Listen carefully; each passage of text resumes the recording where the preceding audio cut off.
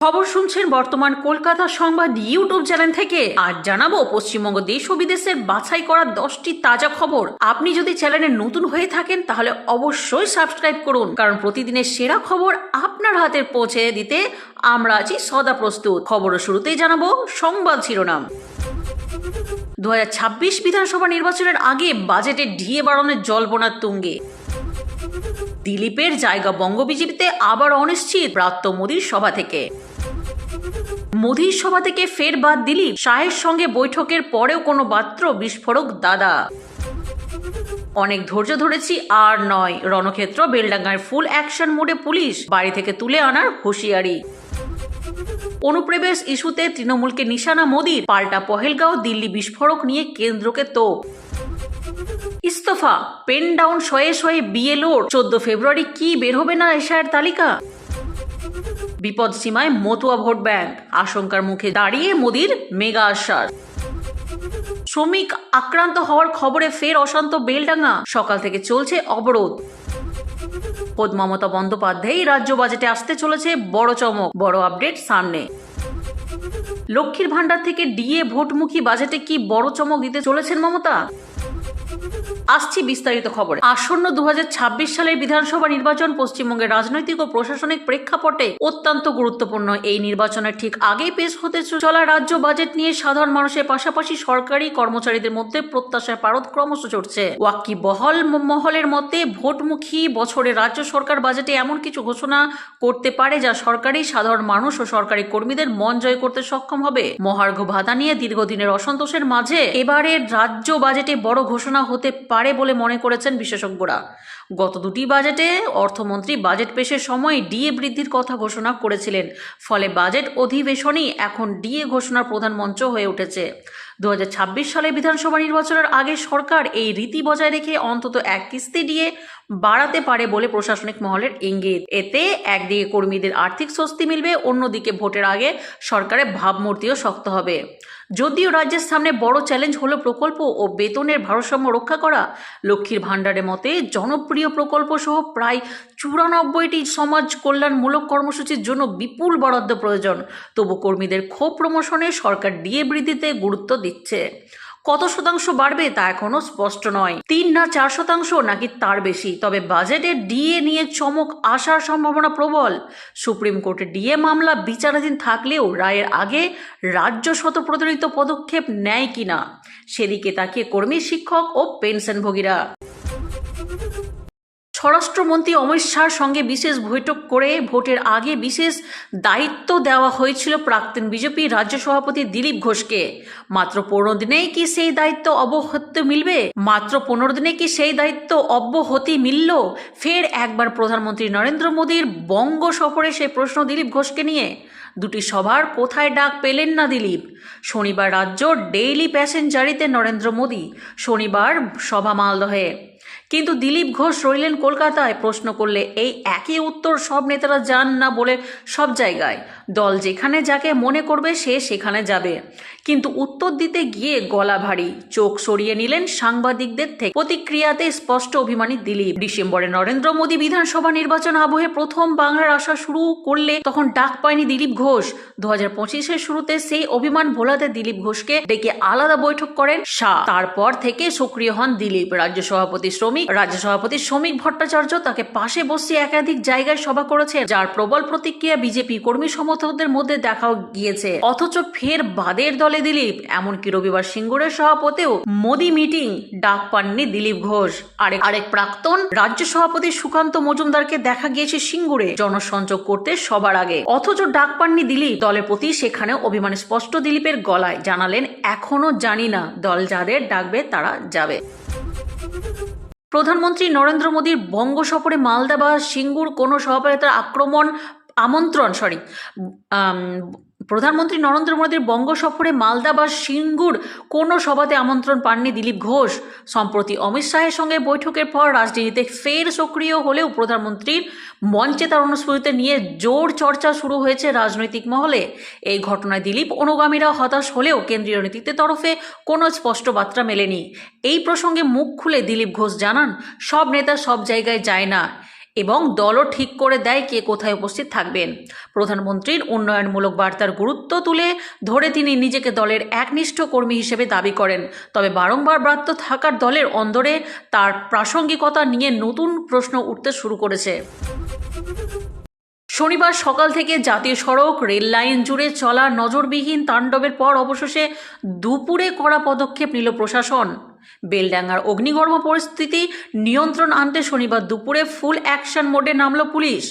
লাঠিচার্জ করে বিক্ষোভকারীদের হটিয়ে দেওয়ার পাশাপাশি পুলিশ সুপারের স্পষ্ট হুঁশিয়ারি, অনেকক্ষণ ধৈর্য ধরেনি, এবার আর কাউকে বেয়াত করা হবে না। মুর্শিদাবাদে বেলডাঙ্গায় টানা দ্বিতীয় দিন অশান্তি অব্যাহত। পরিস্থিতি নিয়ন্ত্রণে আনতে বিশাল পুলিশ বাহিনী ও র্যাব নামানো হয়েছে। ঘটনাস্থলে পৌঁছে পুলিশ সুপার জানান, সিসিটিভি ফুটেজ খতিয়ে দেখে দোষীদের চিহ্নিত করে গ্রেফতার করা হবে। তিনি বলেন, দোষীরা বাড়িতে লুকিয়ে থাকলেও তুলে আনা হবে। গত রাত থেকে একাধিক জনকে আটক করা হয়েছে।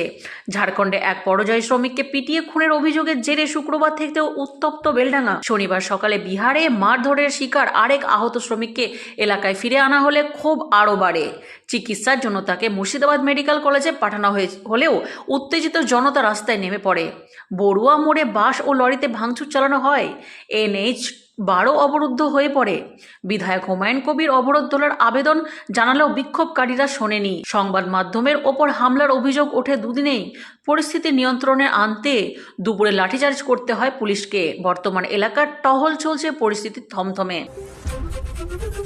মুখ্যমন্ত্রী মমতা বন্দ্যোপাধ্যায়ের নেতৃত্বাধীন তৃণমূল কংগ্রেস শনিবার প্রধানমন্ত্রী নরেন্দ্র মোদীর বঙ্গ সফরকে কেন্দ্র করে তীব্র আক্রমণ শুনিয়েছে। তৃণমূল কংগ্রেস প্রধানমন্ত্রী মোদীকে ভোট পাখি আখ্যা দিয়ে কেন্দ্রের বিরুদ্ধে একাধিক অভিযোগ তুলেছে। পাশাপাশি এদিন তার বক্তব্য ও ভূমিকা নিয়ে প্রশ্ন তুলেছে। দলের তরফে সোশ্যাল মিডিয়া প্ল্যাটফর্ম এক্সে ধারাবাহিক পোস্ট করে প্রধানমন্ত্রীকে কড়া ভাষায় আক্রমণ করা হয়। এটি পোস্টে TMC দাবি করেন, প্রধানমন্ত্রী মোদী বাংলায় জনসংখ্যায় ভারসাম্যহীনতা ও দাঙ্গা নিয়ে উদ্দেশ্য প্রণীত গল্প তৈরি করেছেন। দলের বক্তব্য, ভারতীয় রাজনীতি ইতিহাসে যাকে সবচেয়ে বড় দাঙ্গা মদতদাতা হিসেবে চিহ্নিত করা হয়, তার বাংলাকে সম্প্রীতি নিয়ে উপদেশ দেওয়ার কোনো নৈতিক অধিকার নেই। TMC আরও অভিযোগ করেছে, প্রধানমন্ত্রী মোদীর গোটা রাজনৈতিক কর্মসূচি সাম্প্রদায়িক বিভাজন, ঘৃণার রাজনীতি ও মেরুকরণের ওপর দাঁড়িয়ে রয়েছে এবং বিজেপি মুর্শিদাবাদে অস্থিরতা তৈরির জন্য বিভাজনের রাজনীতি চালাচ্ছে। তৃণমূলের তরফে দাবি করা হয়েছে, নিজের ব্যর্থতা ঢাকতেই বাংলা সম্পর্কে মিথ্যা প্রচার করা হচ্ছে। শেষ পর্যায়ে SIR প্রক্রিয়া 14 ফেব্রুয়ারি চূড়ান্ত ভোটার তালিকা প্রকাশ করবে জাতীয় নির্বাচন কমিশন। তার আগে বিএলওদের অসন্তোষ ক্রমশ বাড়ছে। অতিরিক্ত কাজের চাপের অভিযোগ তুলে আগে সরব হয়েছিলেন বিএলওদের একাংশ। এবার রাজ্যের বিভিন্ন প্রান্তে বিএলওর দায়িত্ব থেকে অব্যাহত চেয়ে ইস্তফা দিচ্ছেন বিএলওরা। SIR প্রক্রিয়ার শেষ পর্যায়ে বিএলওদের গণ ইস্তফা ঘিরে রাজ্যে জোর গুঞ্জন তৈরি হয়েছে। উত্তর 24 পরগনায় দেগঙ্গা ও স্বরূপনগর সহ একাধিক জায়গায় শতাধিক বিএলওর কাজ বন্ধ করে দিয়েছেন। তাদের অভিযোগ, কমিশনের ঘন ঘন নির্দেশিকার কাজের চাপ বেড়েছে, মৌখিক নির্দেশে হেনস্থা হতে। সূত্রের খবর, 5,000-এর বেশি ইস্তফার আবেদন জমা পড়েছে। নির্বাচন কমিশন জানায়, রাজ্যের 80,000-এর বেশি বিএলওর SIR এর কাজে যুক্ত আছেন। ফলে কয়েকজনের বিক্ষোভে প্রক্রিয়া থামবে না। জেলা শাসকের নির্দেশ দেওয়া হয়েছে, ইস্তফার কারণ খতিয়ে দেখবে, চিঠি দিলে অব্যাহত মিলবে না। ওয়াকিব বহাল মহলের মতে, বিএলওরা থাকলে হিয়ারিং প্রক্রিয়া ব্যাহত হতে পারে। রাজনৈতিক মহলে উস্কানির অভিযোগ পাল্টা অভিযোগ চলছে। কমিশন পরিস্থিতি সামাল দিতে জেলা প্রশাসনের মাধ্যমে নজরদারি বাড়ছে। পশ্চিমবঙ্গ SIR তালিকার বহু মতুয়ার নাম বাদ পড়ায় আশঙ্কা, তোলপাড় শুরু হয়েছে রাজ্য রাজনীতিতে। এই ইস্যুতে কেন্দ্র করে আসন্ন বিধানসভা নির্বাচনে মতুয়াগড়ে গেরুয়া শিবিরের জমি অলগা হওয়ার সম্ভাবনা দেখছেন রাজনৈতিক বিশেষজ্ঞরা। বিশেষ করে উত্তর 24 পরগনা ও নদিয়ার মতুয়া অধ্যুষিত আসনগুলোকে নাগরিকত্ব ইস্যুতে যে অস্থিরতা তৈরি হয়েছে তা সামাল দিতে বিজেপি রীতিমতো চ্যালেঞ্জের মুখে পড়েছে। পরিস্থিতি সামাল দিতে মালদহের সভা থেকে সরাসরি মোদীর গ্যারান্টির কথা শোনালেন প্রধানমন্ত্রী। তিনি স্পষ্ট জানান, প্রতিবেশী দেশ থেকে ধর্মীয় নিপীড়নের কারণে আসা শরণার্থীদের ভয়ের কিছু নেই এবং ভারতে তাদের থাকার পূর্ণ অধিকার রয়েছে। তৃণমূলের বিরুদ্ধে অসহযোগিতার অভিযোগ তুলে যিনি আশ্বাস দেন যে বিজেপি ক্ষমতার এলে মতুয়াদের নাগরিকত্ব ও নিরাপত্তা নিশ্চিত করার দাবি হবে দলের প্রধান দায়িত্ব। সকাল হতেই ফের অশান্ত বেলডাঙ্গা। বড়ুয়া মোড়ে শুরু হলো রাস্তা অবরোধ। 12 নম্বর জাতীয় সড়কের ওপর অবরোধ শুরু করলো এলাকাবাসী। রেলগেটের কাছে দোকানপাট ভেঙে গুড়িয়ে দিল বিক্ষোভকারীরা। তৃণমূল উত্তেজনা ছড়িয়েছে এলাকায়। বিহারে কাজ করতে গিয়ে বাংলাদেশি সন্দেহে মারধরের অভিযোগে ফের উত্তপ্ত হলো বেলডাঙ্গা। 4 দিন আগে মকদমপুরের বাসিন্দা আনিসুর রহমান ফেরিওয়ালার কাজ নিয়ে বিহারে গিয়েছিলেন। অভিযোগ, স্থানীয় কয়েকজন তাকে বাংলাদেশি সন্দেহ বেধড়ক মারধর করে। কোনো রকমে প্রাণ হাতে করে শুক্রবার রাতে তিনি বাড়ি ফেরেন। শনিবার সকালে তাকে হাসপাতালে নিয়ে যেতে দেখে এলাকার নতুন করে উত্তেজনা ছড়ায়। জানা গিয়েছে আনিসুরকে বাঁচাতে গিয়ে তার সঙ্গীরা আক্রান্ত হন, তবে তার চোটও গুরুতর। এর আগে ঝাড়খণ্ড মুর্শিদাবাদের পরিযায়ী শ্রমিক আলাউদ্দিন শেখের রহস্যজনক মৃত্যুর ঘিরে বেলডাঙ্গা অগ্নিগর্ভ হয়ে ওঠে। মৃতদেহ গ্রামে ফেরার পর জাতীয় সড়ক অবরোধ ও রেল রোকো কর্মসূচিতে নামে গ্রামবাসীরা। পুলিশ মোয়াতেন করে পরিস্থিতি নিয়ন্ত্রণে আনে। সেই ঘটনার রেস কাটতে না কাটতে আবার শ্রমিক নিগ্রহের ঘটনায় ফের উত্তপ্ত বেলডাঙ্গা। রাজ্যের দুয়ারে বিধানসভা নির্বাচন, তার আগে মমতা সরকারের দ্বিতীয় মেয়াদের শেষ বাজেট। বিধানসভার রাজ্য বাজেট পেশ করা হবে শীঘ্রই। সূত্রের খবর, ফেব্রুয়ারি মাসের প্রথম সপ্তাহে শুরু হতে চলেছে পশ্চিমবঙ্গ বিধানসভার বাজেট অধিবেশন। ভোটের আগে রাজ্যের এই বাজেটে নজর সব পক্ষের। 2026 সালে বিধানসভা নির্বাচনের আগে এটাই তৃণমূল সরকারের শেষ অধিবেশন। তাই রাজ্য বাজেটে জনমুখী ঘোষণার দিকে নজর থাকবে বলে মনে করেছেন রাজনৈতিক মহল। এবার পেশ হবে অন্তর্বর্তী বাজেট। সাধারণ চন্দ্রিমা ভট্টাচার্য বাজেট পেশ করলেও এবার মুখ্যমন্ত্রী মমতা বন্দ্যোপাধ্যায় নিজেই বাজেট পেশ করবে বলে জল্পনা। নবান্ন সূত্রে খবর, স্বাস্থ্য, শিক্ষা, গ্রামীণ উন্নয়ন, সামাজিক সুরক্ষা ও কর্মসংস্থান এই 5টি ক্ষেত্রে বরাদ্দ বাড়তে পারে। লক্ষ্মীর ভাণ্ডার, স্বাস্থ্যসাথী, কন্যাশ্রী, খাদ্যসাথীর মতো জনপ্রিয় প্রকল্পে অতিরিক্ত অর্থ বরাদ্দের সম্ভাবনাও রয়েছে। অন্যদিকে ডিএ নিয়ে আন্দোলনরত রাজ্য সরকারি কর্মীদের দিকে বিশেষ নজর রাখতে পারে। ষষ্ঠ পে কমিশনের মেয়াদ পেরিয়ে যাওয়ার 7ম বেতন কমিশন গঠনের ঘোষণা বাজেটে আসতে পারে বলে জল্পনা। ভোটের আগে রাজ্য বাজেটে তাই বড়সড় জনহীনতাকর বার্তার অপেক্ষায় সবাই।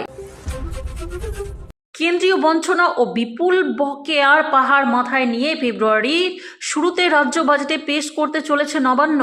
100 দিনে কাজের টাকা বন্ধ থাকা ও জিএসটি আদায়ের চ্যালেঞ্জ সত্ত্বেও মানুষের ক্রয় ক্ষমতা বাড়াতে জনহিতকর প্রকল্পমুখী বাজেটে জোর দিতে সরকার। ঋণের বোঝা সামলে নিজস্ব আয় বাড়ানোর দিশা থাকবে এই অন্তর্বর্তী বাজেটে। সামনে বিধানসভা নির্বাচন, তাই লক্ষ্মীর ভাণ্ডার বা সরকারি কর্মীদের ডিএ নিয়ে বড় ঘোষণা আসতে পারে বলে গুঞ্জন তুঙ্গে। আবগারি ও জমি বাড়ি রেজিস্ট্রেশন বরাদ্দ, রাজস্ব বৃদ্ধি কোষাগারকে কিছুটা স্বস্তি দিলেও ঘাটতি সামলে সামাজিক সুরক্ষা প্রকল্পগুলো বজায় রাখার এখন বড় চ্যালেঞ্জ।